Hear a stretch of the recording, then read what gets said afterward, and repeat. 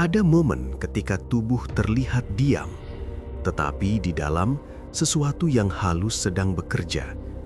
Sesuatu yang tidak bisa disentuh, namun memengaruhi cara seseorang berpikir, merasa, dan merespon kehidupan.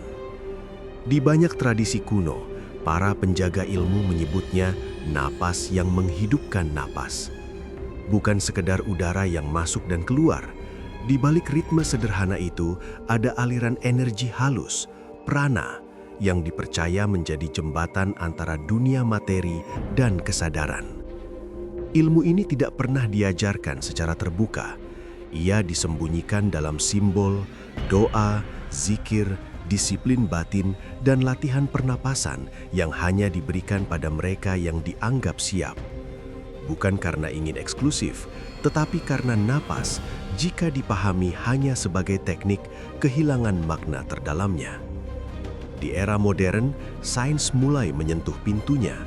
Gelombang otak berubah saat napas diperlambat. Sistem saras memasuki kondisi tenang. Tubuh seperti mengingat sesuatu yang lebih tua dari segala teori. Namun ada satu lapisan yang sering terlewat. Ketika napas dikaitkan bukan hanya dengan kesehatan, tetapi dengan kesadaran, dengan cara jiwa menata dirinya di hadapan sang sumber. Disinilah konsep napas kuantum muncul. Istilah ini bukan tentang fisika rumit, melainkan cara memandang napas sebagai medan kemungkinan. Satu tarikan dapat menurunkan ego, satu hembusan dapat membersihkan pikiran, dan ritme yang tepat dapat menggeser frekuensi otak menuju kejernihan. Dalam video ini, kita akan menyingkap bagaimana ilmu napas dipelihara dalam peradaban kuno, mengapa ia dianggap sakral dan berbahaya bagi mereka yang tidak siap, apa yang sebenarnya terjadi pada tubuh, pikiran, dan kesadaran, serta bagaimana teknik sederhana dapat membuka pintu pengalaman batin yang lebih dalam, tanpa klaim berlebihan, tanpa ritual yang mengikat pada agama tertentu, namun tetap selaras dengan nilai tauhid dan kesadaran ilahi. Ini bukan trik cepat, ini adalah perjalanan kembali ke inti diri, melalui sesuatu yang sudah ada bersama kita sejak lahir, napas. Sebelum kita melangkah lebih jauh, ada satu hal kecil namun penting. Jika kamu sedang menonton ini, tuliskan di kolom komentar, "Aku nonton dari kota," sebutkan kotamu. Sampai sejauh mana video ini sampai? Komentarmu bukan sekedar teks. Ia menjadi jejak, tanda bahwa pengetahuan seperti ini masih dicari, masih hidup, masih bernafas di berbagai tempat. Ilmu tentang nafas tidak lahir kemarin. Jejaknya menyelinap dalam manuskrip, doa kuno, latihan spiritual, dan catatan para pencari kebenaran sejak ribuan tahun lalu. Di Asia Selatan, para guru menyebutnya prana, energi kehidupan yang menenun alam semesta. Di wilayah Timur Tengah, konsep tentang nafas sering dihubungkan dengan ruh, sesuatu yang datang atas perintah, misterius, tak bisa dipersempit oleh logika semata. Dalam tradisi para sufi, nafas bukan hanya udara, tetapi kendaraan untuk menghaluskan hati, menundukkan ego, dan mengingat Sang Pencipta dengan tenang, tanpa perlu menempelkan label atau menyebut agama secara terang-terangan. Sementara itu, peradaban kuno lainnya melihat nafas sebagai saksi antara dunia yang tampak dan dunia yang tak terlihat. Di beberapa naskah, nafas digambarkan sebagai utusan, membawa pesan ke dalam tubuh dan menyalurkannya ke kesadaran. Tak mengherankan bila ilmu ini sering disembunyikan, dijaga rapat, seolah menjadi harta karun yang hanya dibukakan saat murid siap memikul tanggung jawabnya. Mengapa disembunyikan? Karena nafas bukan alat permainan. Ketika seseorang mendekatinya hanya demi kekuatan, sensasi, atau keangkuhan spiritual, ia mudah tersesat.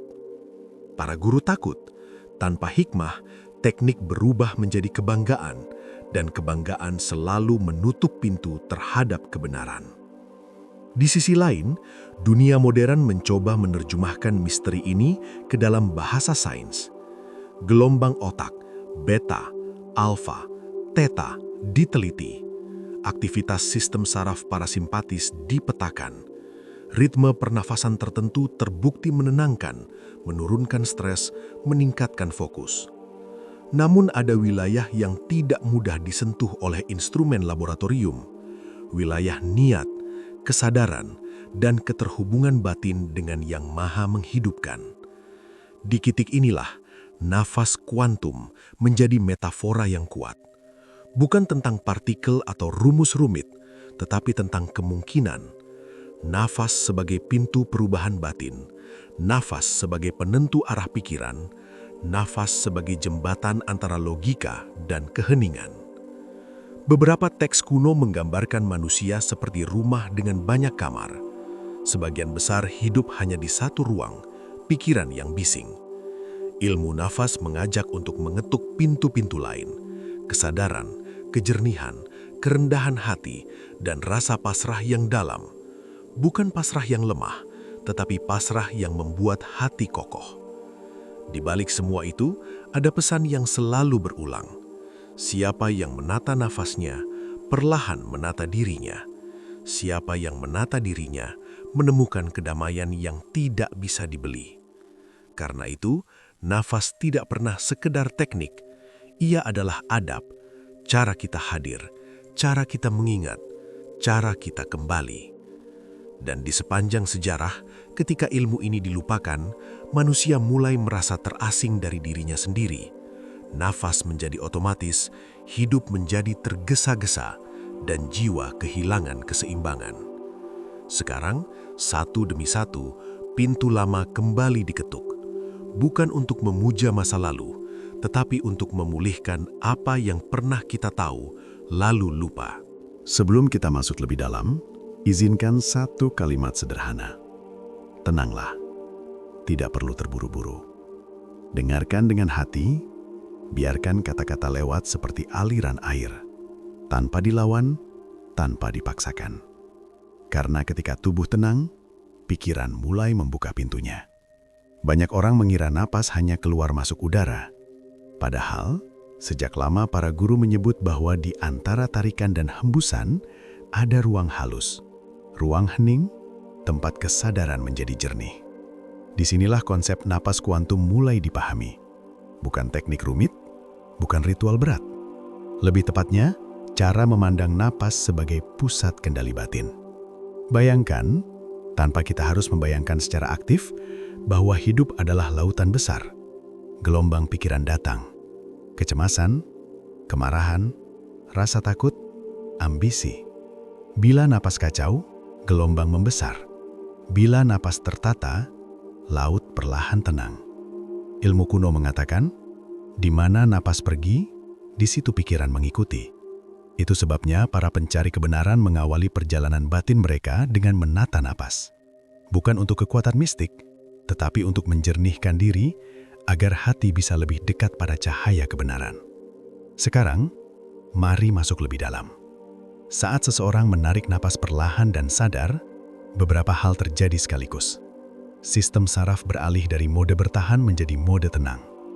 Gelombang otak mulai bergeser menuju frekuensi yang lebih lembut. Pusat perhatian turun dari kepala menuju dada, ke wilayah rasa. Di tahap ini, sugesti lembut menjadi sangat kuat, karena pikiran yang biasanya keras kepala, perlahan melunak. Jadi, saat kamu mendengar penjelasan ini, izinkan dirimu untuk tidak melawan, tidak menilai, hanya memperhatikan. Kalau ada gangguan, biarkan saja berlalu, dan kembali pada ketenangan. Setiap napas menjadi seperti ketukan pintu. Setiap ketukan mengajak hadir. Bukan ke masa lalu, bukan ke masa depan, tetapi ke momen ini. Ilmu ini dulu dianggap rahasia, bukan karena berbahaya, melainkan karena sederhana. Terlalu sederhana, hingga mudah diremehkan. Banyak orang mengejar teknik aneh, ritual panjang, mantra eksotis. Padahal pintunya ada di depan. Napas yang sadar. Disinilah sisi kuantum muncul. Bukan dalam arti fisikal laboratorium, melainkan dalam arti kemungkinan. Satu perubahan kecil pada napas, mengubah cara tubuh merespons, mengubah arah pikiran, lalu pelan-pelan mengubah kualitas hidup. Dan sementara kamu mendengarkan, izinkan dirimu merasakan hal ini. Bahu sedikit lebih rileks, rahang tidak tegang, dada terasa lebih lapang. Tidak perlu memaksa. Cukup izinkan. Tetap ikuti video ini sampai akhir. Karena di bagian berikutnya, kita akan menyingkap lapisan yang lebih dalam. Mengapa napas mampu mempengaruhi ego, emosi, bahkan keputusan hidup? Dan bagaimana sebagian orang salah memahami ilmu ini, lalu terjebak dalam mitos dan klaim berlebihan. Tetap tenang. Tetap hadir. Biarkan setiap kalimat duduk perlahan di dalam dirimu. Ketika napas menjadi hening, pikiran berhenti berteriak. Dan di titik itu, kebenaran mulai terdengar. Di bagian sebelumnya, kita melihat bagaimana napas bisa menata pikiran dan membuka ruang kesadaran. Sekarang, kita menyelam sedikit lebih dalam ke wilayah makna, mitos, dan hal-hal yang sering disalahpahami. Selama berabad-abad, ketika ilmu napas dibicarakan, selalu ada dua kelompok. Yang pertama, mencari kebijaksanaan. Yang kedua, mencari kekuatan. Disinilah banyak kesalahpahaman lahir. Sebagian orang percaya, napas khusus ini bisa langsung membuka mata batin. Aturan tertentu bisa membuat seseorang kebal, atau bisa memaksa semesta mengikuti keinginan. Pandangan seperti itu terdengar menggoda, tetapi para guru yang bijak justru mengingatkan, semakin napas menguatkan ego, semakin jauh seseorang dari kebenaran. Karena inti dari napas kuantum bukanlah mengendalikan dunia, melainkan mengendalikan diri.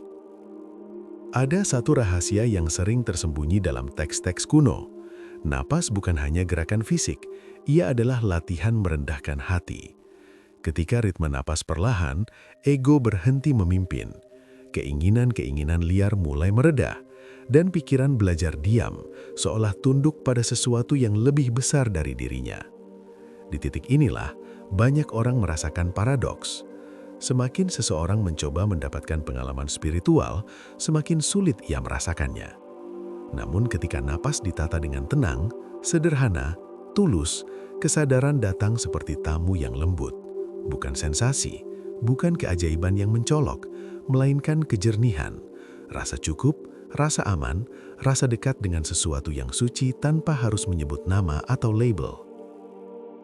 Sains modern mulai mengkonfirmasi sebagian dari ini. Ketika napas diperlambat, bagian otak yang mengatur rasa takut melemah, pusat konsentrasi menjadi lebih stabil, dan tubuh memasuki kondisi penyembuhan alami. Namun ada batas yang tidak bisa diterjemahkan ke grafik atau data, niat, keikhlasan, dan arah hati. Tanpa itu, napas hanya jadi latihan fisik. Dengan itu, napas menjadi jalan pulang. Sekarang kita sampai pada hal yang sering disalahpahami. Banyak latihan napas modern mengambil teknik kuno, namun memotong akar spiritualnya, lalu menjualnya sebagai metode cepat untuk kaya, kuat, atau sakti. Padahal inti ilmu ini justru mengajarkan kesederhanaan, disiplin, kejujuran pada diri, dan rasa tunduk pada Sang Pemberi kehidupan, tanpa harus mengikat pada satu agama tertentu, namun tetap selaras dengan nilai tauhid, bahwa segala energi, segala kehidupan tidak berdiri sendiri. Karena itu, napas kuantum bukan pintu untuk kesombongan. Ia adalah cermin yang memperlihatkan siapa kita sebenarnya tanpa masker. Dan ketika seseorang berani menatap cermin itu, perlahan ia memahami, banyak masalah bukan datang dari dunia luar, tetapi dari pikiran yang tak pernah tenang. Di bagian berikutnya, kita akan masuk ke wilayah yang paling penting. Bagaimana semua ini diterapkan dalam kehidupan sehari-hari, tanpa ritual berlebihan, tanpa sensasi, tetapi nyata terasa. Bagaimana napas bisa membantu saat cemas, marah, ragu, atau kehilangan arah. Sampai di titik ini, mungkin muncul satu pertanyaan sederhana. Lalu, bagaimana caranya dipraktekkan tanpa berlebihan, tanpa salah arah? Jawabannya, perlahan dan dengan adab. Karena napas kuantum bukan ritual sakti, melainkan latihan merawat kesadaran dari detik ke detik. 1. Menata posisi, menata niat. Duduklah dengan posisi nyaman. Punggung tegak tetapi tidak kaku. Tangan rileks, bahu tidak menegang. Sebelum melakukan apapun, tanamkan satu niat lembut. Aku ingin menenangkan diriku agar lebih jernih, lebih sadar, dan lebih dekat pada kebaikan. Bukan untuk kekuatan, bukan untuk sensasi, hanya untuk kejernihan. Disinilah letaknya kunci. Ketika niat lurus, napas menjadi ibadah batin tanpa perlu label. 2. Ritme 3 gerbang. Para guru dulu menggambarkan napas seperti melewati 3 gerbang. Gerbang pertama, tarik napas perlahan. Hitung dalam hati, 1, 2, 3, 4. Jangan memaksa, biarkan udara masuk seperti tamu yang dihormati. Gerbang kedua, tahan sejenak. Bukan menahan keras, tetapi singgah sebentar. 1, 2. Di ruang singkat ini, pikiran melepas kontrol. Gerbang ketiga, hembuskan lebih panjang. Pelan, halus, seolah membiarkan beban keluar. 1, 2, 3, 4, 5, 6. Ulangi 7-10 kali. Tidak perlu memaksakan merasa sesuatu. Biarkan saja. Sambil berlatih, izinkan kalimat ini berbisik lembut di dalam hati. Tenang, hadir, cukup. Tanpa sadar, sistem saraf belajar. Dunia ini tidak selalu harus dilawan. 3. Menghadapi emosi. Saat marah, cemas, gelisah, manusia biasanya ingin melawan perasaannya. Namun, napas mengajarkan sesuatu yang berbeda. Bukan dilawan, tetapi dilewati. Ketika emosi datang, lakukan ritme 3 gerbang tadi. Perhatikan rasa di dada, tenggorokan, perut, tanpa menilai. Biarkan napas menjadi jembatan antara emosi yang bergolak dan akal yang ingin memahami. Perlahan, jarak terbentuk. Emosi tetap ada, tetapi tidak lagi menguasai. 4. Mengubah kebiasaan pikiran. Napas yang sadar melatih otak untuk berhenti hidup otomatis. Di saat godaan, kebiasaan buruk, pikiran negatif muncul, cukup berhenti sebentar, tarik napas perlahan, dan tanya dalam hati. Apakah ini menenangkan hatiku atau hanya memuaskan egoku? Pertanyaan sederhana ini, ketika dipadukan dengan napas yang tenang, sering menyelamatkan seseorang dari keputusan yang disesali. 5. Sisi yang perlu diwaspadai. Ada beberapa hal yang penting. Jangan memaksa napas terlalu lama. Hentikan bila pusing atau dada tidak nyaman. Jangan melakukan saat sedang menyetir, bekerja berat, atau berdiri. Dan yang terpenting, napas bukan jalan pintas untuk menuju kesaktian. Jika muncul sensasi aneh, jangan dikejar. Cukup kembali pada kesederhanaan. Karena yang dicari bukan sensasi, melainkan kejernihan, kelembutan hati, dan rasa dekat dengan Sang Pemberi kehidupan, tanpa harus menyebut label apapun. Jika latihan ini dilakukan konsisten, perlahan, tanpa ambisi, perubahan datang diam-diam. Mudah memaafkan, tidak mudah meledak, lebih fokus, tidur lebih tenang, dan hati terasa lebih ringan. Disitulah napas menjadi guru. Bukan suara keras, tapi bisikan halus yang menuntun pulang. Ketika seluruh perjalanan ini dirangkai, ada satu benang merah yang tidak pernah berubah. Segala sesuatu dimulai dari sesuatu yang paling sederhana, napas. Di sepanjang sejarah, para pencari kebenaran berjalan jauh, menembus gurun, gunung, gua, perpustakaan tua, hanya untuk menemukan bahwa pintu itu ternyata selalu berada di dalam diri. Napas mengajari bahwa kekuatan bukan terletak pada kemampuan menguasai orang lain, tetapi pada kemampuan menenangkan diri sendiri. Ia menyingkapkan bahwa ketenangan bukan hadiah dari dunia luar, melainkan buah dari kesadaran, dari sikap tunduk yang lembut kepada yang menghidupkan. Tanpa perlu menyebut agama, tanpa simbol yang berlebihan, pesannya selalu sama. Siapa yang menata napasnya, perlahan menata hatinya. Dan siapa yang menata hatinya, melihat dunia dengan cara yang lebih jernih. Napas kuantum bukan tentang trik rahasia, bukan janji instan. Ia adalah undangan untuk melambat, hadir, mendengar bisikan batin yang selama ini tenggelam oleh kebisingan. Saat napas diperlambat, ego tidak lagi keras kepala. Ketika ego melembut, pintu kebijaksanaan terbuka.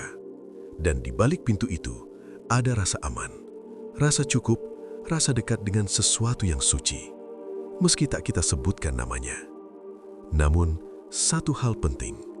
Latihan ini hanya hidup bila dipraktekkan, bukan hanya didengar, bukan sekadar dipahami. Mulai dari yang sederhana, beberapa menit setiap hari, duduk, tenang, sadar, membiarkan napas menuntun, bukan memaksa. Jika suatu hari kamu terjatuh, lupa, kembali kacau, tidak apa-apa. Setiap tarikan napas adalah kesempatan baru untuk pulang. Sebelum video ini berakhir, tinggalkan satu hal kecil di komentar. Apa yang paling kamu rasakan atau pahami dari perjalanan ini? Bisa singkat, bisa panjang, tidak masalah.